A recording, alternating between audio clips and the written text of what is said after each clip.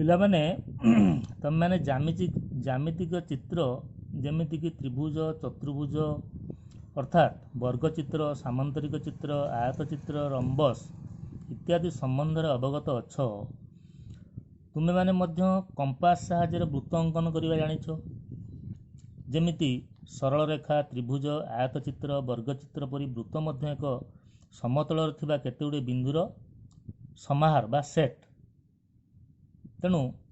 ବୃତ୍ତର ସଂଜ୍ଞା କହିବାକୁ ଗଲେ ଗୋଟିଏ ସମତଳରେ ଅବସ୍ଥିତ କୌଣସି ଏକ ଦତ୍ତ ବିନ୍ଦୁ ଠାରୁ ଏହି ସମତଳରେ ଏକ ନିର୍ଦ୍ଦିଷ୍ଟ ଦୂରତାରେ ଅବସ୍ଥିତ ସମସ୍ତ ବିନ୍ଦୁର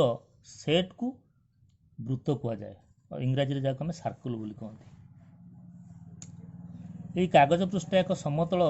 ହେଲେ ଦତ୍ତ ଚିତ୍ର, ଏଇ ଯେଉଁ ଚିତ୍ରଟି ଦେଖୁଛ ଚିତ୍ର 1, এই ଚିତ୍ର 1ରେ ଓ ହେଉଛି ବୃତ୍ତର ଏକ ବିନ୍ଦୁ এই ସମତଳ ଉପରେ এই ସମତଳ ଉପରେ ଓ ହେଉଛି ଏକ ବିନ୍ଦୁ। এই ଓ ବିନ୍ଦୁ ଠାରୁ ଆର ଦୂରତା এইଠୁ ଏଠିକି ହଉ ଏଠିକି ହଉ ଏଇଠିକି ହଉ ଏଇଠିକି ହଉ ଯୁଆଡ଼ିକି ଆର ଦୂରତାରେ এই ବିନ୍ଦୁ ଗୁଡ଼ିକ ସବୁ ଗୁଡ଼ିକ ଆର ଦୂରତାରେ ଏକ ସମତଳରେ ଅଛନ୍ତି। ତେଣୁ ଏହି ସମସ୍ତ ବିନ୍ଦୁମାନଙ୍କର ସେଟ୍କୁ ଆମେ ଗୋଟେ ବୃତ୍ତ କହିବା, ଯାହାର ନାଁ ଦେଲେ ଆମେ ଏସ୍। ତାହେଲେ ଏଠାରେ ଆମେ ଜାଣିଲେ এই ଏସ୍ ଉପରେ ଥିବା ସମସ୍ତ ବିନ୍ଦୁ ଯାହା ଓ ଠାରୁ ଆର ଦୂରତାରେ ଅବସ୍ଥିତ ଅଛନ୍ତି, ସେହି ସମସ୍ତ ବିନ୍ଦୁମାନଙ୍କର ସେଟ୍କୁ ଆମେ କହିଲେ ବୃତ୍ତ। ମନେ କରାଯାଉ ଏସ୍ ବୃତ୍ତ ଉପରେ ଏ ବି ସି ଇତ୍ୟାଦି ବିନ୍ଦୁ, ଏ ଗୋଟେ ବିନ୍ଦୁ ବି ଗୋଟେ ବିନ୍ଦୁ ଏବଂ ସି ଗୋଟେ ବିନ୍ଦୁ। এই ସମସ୍ତ ବିନ୍ଦୁ ଏ ବିନ୍ଦୁ ବି ବିନ୍ଦୁ ସି ବିନ୍ଦୁ ଯଦି ଆମେ ଯୋଗ କରିବା ଓ ସି ଓ ଏ ଓ ବି ଗୋଟିଏ ଗୋଟିଏ ରେଖାଖଣ୍ଡ ହେବ, ଯାହାର ଦୈର୍ଘ୍ୟ ମନେ କରାଯାଉ ଆର୍। ତାହେଲେ ଓ ଏ এই ଚିତ୍ରକୁ ପଳେଇ ଆସ, ଚିତ୍ର 2କୁ ପଳେଇ ଆସ। ଓ ଏ ଓ ବି ଯଦି ଆଉ ଏକ ବିନ୍ଦୁ ଆମେ ଏଠି ନେବା ଓ ସି, ଏ ସବୁଗୁଡ଼ିକ ହେଉଛନ୍ତି ଏ ବୃତ୍ତର ବ୍ୟାସାର୍ଦ୍ଧ। ଯଦି ଓ ଏ 2 ସେଣ୍ଟିମିଟର ହୁଏ, ଓ ବି ସେଇ 2 ସେଣ୍ଟିମିଟର ହେବ, ଓ ସି ମଧ୍ୟ ସେଇ 2 ସେଣ୍ଟିମିଟର ହେବ, ଯାହାକୁ ଆମେ এই ବୃତ୍ତର ବ୍ୟାସାର୍ଦ୍ଧ ବୋଲି କହିବା। ଅର୍ଥାତ୍ ଏଇଠୁ ଆମେ ଜାଣିଲେ ଯେ ଗୋଟିଏ ବୃତ୍ତର ବ୍ୟାସାର୍ଦ୍ଧ ମାନଙ୍କର ଦୈର୍ଘ୍ୟ ସମାନ। ପିଲାମାନେ ଜାଣି ରଖ, ଏକ ସରଳ ରେଖାରେ ନଥିବା 3 ଗୋଟି ବିନ୍ଦୁ ଦେଇ ଗୋଟିଏ ମାତ୍ର ବୃତ୍ତ ଅଙ୍କନ କରାଯାଇପାରିବ, ଯାହାର ପ୍ରମାଣ ଆମେ ପରବର୍ତ୍ତୀ ପର୍ଯ୍ୟାୟରେ ପଢ଼ିବା, ତୁମେମାନେ ଜାଣିବ। ଯଦି ବୃତ୍ତ ଏସ୍ ଉପରେ 3ଟି ବିନ୍ଦୁ ସୂଚିତ ହୁଏ, ଯଥା ଏ ବି ସି, ତାହେଲେ ଆମେ ବୃତ୍ତଟିକୁ ଆମେ କହିପାରିବା ଏ ବି ସି ବୃତ୍ତ। ବୃତ୍ତଟିକୁ ଆମେ ଏଇଠି କହିପାରିବା, ଏଇଟା ଗୋଟେ ହେଲା ଏ ବି ସି ବୃତ୍ତ। ଏହାକୁ ଆମେ ଲେଖିପାରିବା ଜ୍ୟାମିତିକ ଭାଷାରେ ଏ ବି ସି ବୃତ୍ତ। ଆହୁରି ପିଲାମାନେ ଜାଣି ରଖ, ଚିତ୍ର 3, এই ଯେଉଁ ଚିତ୍ରଟି ଦେଖୁଛ, এই ଚିତ୍ର 3ରେ ପ୍ରଦର୍ଶିତ ହେଲା ପରି ଏସ୍, এই ବୃତ୍ତଟା ନାଁ ଦେଲେ ଆମେ ଏସ୍। ଏସ୍ ଉପରେ ଏ ଗୋଟେ ବିନ୍ଦୁ ବି ଗୋଟେ ବିନ୍ଦୁ ସି ଗୋଟେ ବିନ୍ଦୁ ଡି ଗୋଟେ ବିନ୍ଦୁ ଇ ଗୋଟେ ବିନ୍ଦୁ ଏବଂ ଏଫ୍ ଅନ୍ୟ ଏକ ବିନ୍ଦୁ। ଏଠାରେ ଏ ବି ରେଖାଖଣ୍ଡ, ସି ଡି ଗୋଟେ ରେଖାଖଣ୍ଡ, ଇ ଏଫ୍ ମଧ୍ୟ ଗୋଟେ ରେଖାଖଣ୍ଡ। ଏମାନେ ପ୍ରତ୍ୟେକ ଏ ବୃତ୍ତର ଗୋଟିଏ ଗୋଟିଏ ଜ୍ୟା। ଏ ବି ଏକ ଜ୍ୟା, ସି ଡି ମଧ୍ୟ ଏକ ଜ୍ୟା, ଇ ଏଫ୍ ମଧ୍ୟ ଏକ ଜ୍ୟା। ଅର୍ଥାତ୍ ଜ୍ୟା ହେଲା ବୃତ୍ତର 2ଟି ପୃଥକ ବିନ୍ଦୁର ସଂଯୋଜକ ରେଖାଖଣ୍ଡ, ବୃତ୍ତର ଏକ ଜ୍ୟା ଅଟେ। ଏଠାରେ ଦେଖ ଇ ଏଫ୍ ଜ୍ୟାଟି ଉପରେ କେନ୍ଦ୍ରବିନ୍ଦୁ ଅବସ୍ଥିତ, ବୃତ୍ତର କେନ୍ଦ୍ରବିନ୍ଦୁ ଅବସ୍ଥିତ, ଅର୍ଥାତ୍ କେନ୍ଦ୍ର ମଧ୍ୟ ଦେଇ ଯାଇଥିବା ଜ୍ୟା ବୃତ୍ତର ବ୍ୟାସ ଅଟେ। ତାହେଲେ ଆମେ ଚିତ୍ର 3ରେ, এই ଯେଉଁ ଚିତ୍ର 3, এই ଚିତ୍ର 3ରେ ଇ ଏଫ୍ କୁ କହିବା ବୃତ୍ତର ବ୍ୟାସ। ଏବଂ ଏଠାରେ ଦେଖ ओ इ प्लस ओ एफ शेष मान इ एफ ताने ओ इ वृत्तर व्यासार्ध ओ एफ वृत्तर व्यासार्ध ताने एइटा जदि हला आर एइटा जदि मध्य हबो आर ताने इ एफ शेष मान हबो 2r इ एफ हबो 2r एइटा होची वृत्तर व्यास जाहाको हमें डायमीटर बोली कहंती तेनु ताको हमें धरिबा d d equal to 2r ताले व्यास मध्य एक धनात्मक वास्तव संख्या जेमिति व्यासार्ध मध्य एक धनात्मक वास्तव कारण जेहेतु से माने एक प्रत्येक एक गोटे गोटे रेखाखंड आमे जदि ई बिंदु मध्य दे चित्र 4 रे प्रदर्शित जो चित्र 4 रे प्रदर्शित हला परी ई बिंदु मध्य दे अंकित ज्या गुड़िक E P E Q E F E R माने प्रत्येक गोटे गोटे ज्या एठारे आमे लक्ष्य कले जे ईएफ ज्या सबुठारु दीर्घतम ज्या अर्थात एइतिर आमे जानिले वृत्तर व्यास हेउची वृत्तर सर्वबृहत्तम ज्या पिला माने चित्र 5 टी को देखो यह एक वृत्त 5 यह एक वृत्त जहाँ ना आमे देइचंदी कोन ना एस एस ऊपर थिबा समस्त बिंदु र समष्टि बा समाहार हला वृत्त एई एस ऊपर थिबा जे बिंदु गुड़िक मनकर एई बिंदु एई बिंदु एई बिंदु एई जेते गुड़ा बिंदु सब अछि एमाने समस्ते हेले एस रो उपरिस्थ बिंदु एइटा हला वृत्त एतद भिन्न एगुड़ी को छाड़ी देला परे सेई समतल रे एई वृत्त एस रो बाहर भी किछि बिंदु अछि भितर मध्य किछि ए क्यू जिमिति गुटे बाहर बिंदु वृत्तर बाहर बिंदु पी जिमिति वृत्तर भितर एक बिंदु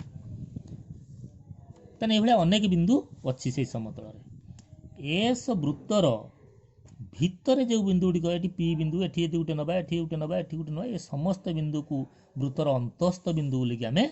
कहिबा एवं एई अंतस्थ बिंदु मानकर समाहार बा समष्टि को बा सेट को आमे वृत्तर अंतर्देश बोली कि कहिबा सेई परी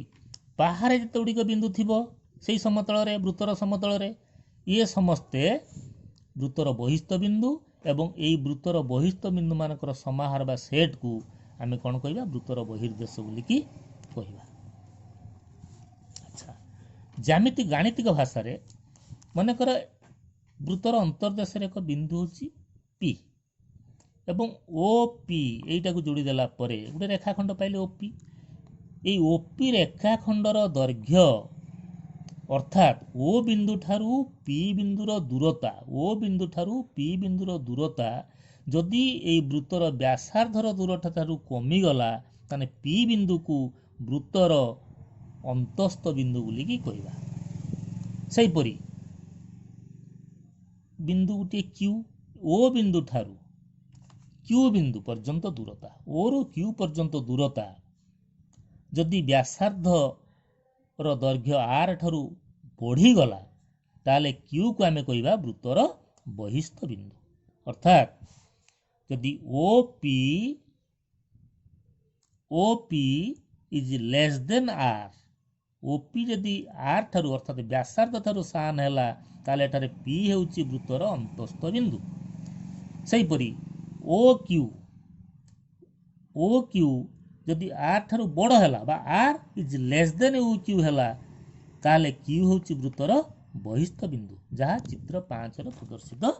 हेछि ए चित्र 5 रे हम देखुचंती यदि ओ क्यू को जोड़ी दबा ताने ओ क्यू टा वृत्तर व्यासार्ध एतिक पर्यंत या ठारू निश्चित भाव रे बड़ हेछि ओ क्यू ओपी की जदि जोड़ी दबा वृत्तर व्यासार्ध एइटा को जदि हम जोड़ी दबा एइटा आर हे जो वृत्तर व्यासार्ध ताठर एटा निश्चित सान हो तनो पी हैला वृत्तर अंतस्थ बिंदु क्यू हैला वृत्तर एमती अनेक बहिस्थ बिंदु अछि एवं अनेक अंतस्थ बिंदु अछि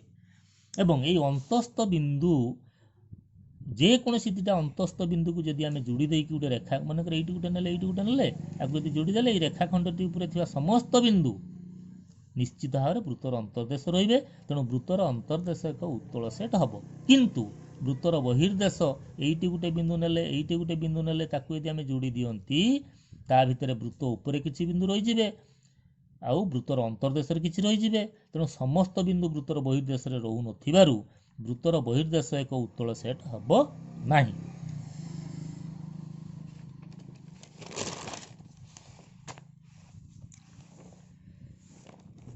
एक कथा मध्य आमे जानिले जे दत्त चित्र 6 चित्र 6 आर कोड रचवा सेटा कोड लछो 5 तो हेडी थिला सेटा आइते ओदे 7 लिखि दिथियो ऑन करला दत्त चित्र 6 रे ए बी सी बिंदु वृत्तर उपरिस्थ बिंदु ए बिंदु बी बिंदु सी बिंदु सेई चित्र 6 रे ए बी एक जा ए बिंदु बी बिंदु जार प्रांत बिंदु जहा वृत्त उपरिस्थ एवं ए जार अन्य समस्त बिंदु प्रांत बिंदु भिन्न अन्य समस्त बिंदु वृत्तर अंतर्देश रे अछंती तेणु वृत्तर अंतर्देश एक उत्तल सेट।